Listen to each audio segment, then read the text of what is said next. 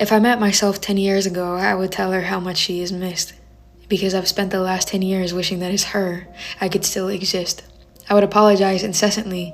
I'd hug her until my arms fell asleep. I would memorize all of her interests like handprints pressed into cement to keep.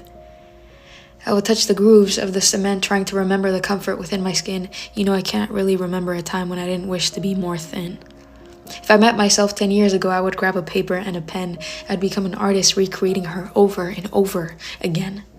Capturing her stubbornness, her non-existent physical grace, the bruises she had from falling balanced by the infinite smile on her face. At a different place.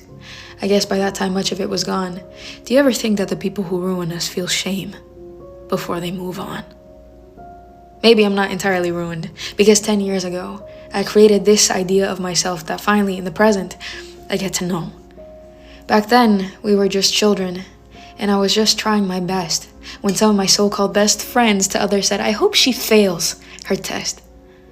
And that kind of thing stays with you, whether you like it or not, and we never had enough money, so our hard work was never bought. All these rumors to be sought about who deserves it more instilled a kind of mistrust in me that I never knew before. And that kind of thing stays with you, no matter who you are, but people are so pleasant when they're learning how to drive in your car.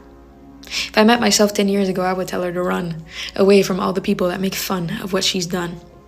Because I miss that version of her, when I read a new book, wondering how much of her excitement other people along the way took. When I apologize incessantly, am I apologizing to her? Because being a teenager to me feels like a nauseous, anxious blur.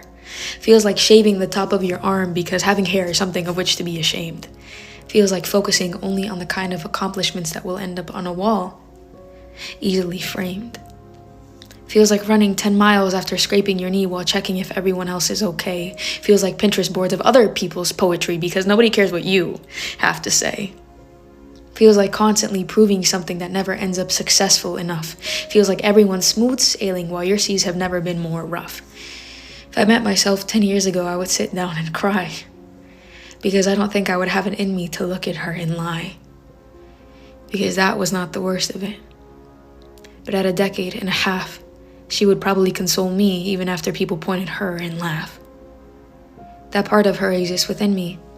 That kind of softness never leaves. It's just that it becomes better hidden to discourage future emotional thieves.